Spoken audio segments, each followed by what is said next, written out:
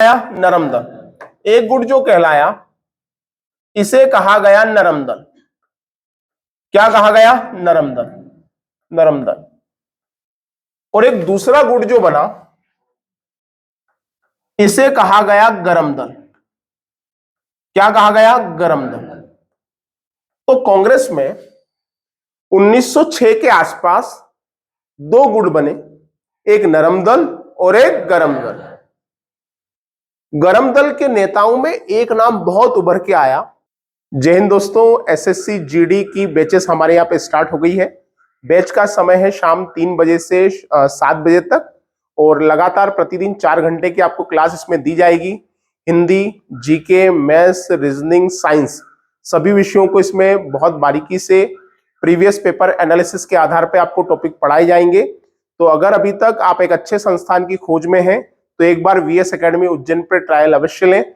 3 से 7 के बीच regular batches चल रही हैं और समय समय पे प्रैक्टिस सेट भी चलेंगे। तो अगर आप एक अच्छा संस्थान ढूंढ रहे हैं, एक अच्छी ऑफलाइन क्लास ढूंढ रहे हैं तो जरूर संपर्क करें वीएस एकेडमी उज्जैन, दवा बाजार, 2nd फ्लोर पे।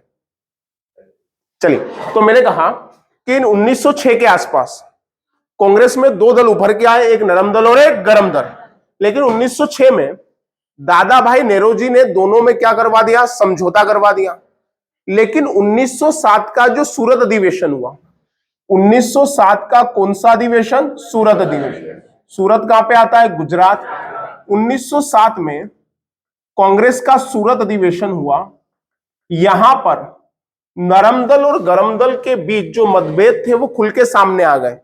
मतभेद क्या आ गए? खुल के सामने आ गए। तो गरम दल वालों ने बोला हमको इनके साथ काम नहीं करना, नरम दल वालों ने बोला हमको तुम्हारे साथ काम नहीं करना। जब दोनों एक साथ काम करने के लिए तैयार नहीं हुए तो इसे कहा गया कांग्रेस का विभाजन। किसे कहा गया? कांग्रेस का विभाजन। और कांग्रेस का विभाजन जो है इसको दूसरा नाम कहा गया सूरत की फूट। किसकी फूट कहा गया? सूरत की फूट। कि भैया सूरत में फूट डल गई। सूरत की फूट। सूरत में किस में फूट डल गई? कांग्रेस में।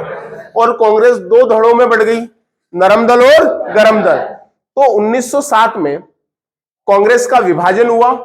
दो दल पहले ही बन गए थे 1906 के आसपास, नरम दल और गरम दल। और इस घटना को सूरत की फूट के नाम से जाना जाता है। इस अधिवेशन की जो अध्यक्षता कर रहे थे वो कर रहे थे रास बिहारी बोस। कौन कर रहे थे? रास बिहारी बोस। इस अधिवेशन के वो क्या थे? अध्यक्ष। अब जब ये दोनों दलों में मतभेद उभर के सामने आ गए, और कांग्रेस तो बुद्धिजीवियों का संगठन, 1905 के बाद से कांग्रेस ने अपना रुख बदला। तो इस फूट के बाद यह तय किया गया कि कांग्रेस में भी हमें एक संविधान का निर्माण करना, और जितने भी कांग्रेस के लोग होंगे वो सभी इसके नियमों का क्या करेंगे? पालन करेंगे। तो भैया बोले एक संविधान या नियम तालिका तो बनानी पड़ेगी ताकि जो नए लोग हैं वो पार्टी की गाइडलाइन के अनुसार चल सके। ये तो अलग जा रहे हैं हमसे। तो बोले क्या करें? तो जब अगला अधिवेशन हुआ 1908 में, अगला अधिवेशन कब? 1908। और यह अधिवेशन हुआ मद्रास में। कहां पे हुआ? मद्रास। और इसी अधिवेशन में कांग्रेस ने अपना संविधान बनाया, संविधान का निर्माण। अरे किसके संविधान का निर्माण? कांग्रेस। मतलब कांग्रेस पार्टी में जो नियम बनाए गए कि कांग्रेस पार्टी किस प्रकार से चलेगी, तो कांग्रेस पार्टी ने अपने लिए, अपनी पार्टी को सही रूप से चलाने के लिए संविधान का निर्माण किया। कब किया? 1908। और इस संविधान का निर्माण इसलिए किया क्योंकि एक साल पहले सूरत अधिवेशन हुआ और इसमें दो दलों के मतभेद सामने आए, दोनों अलग हो गए।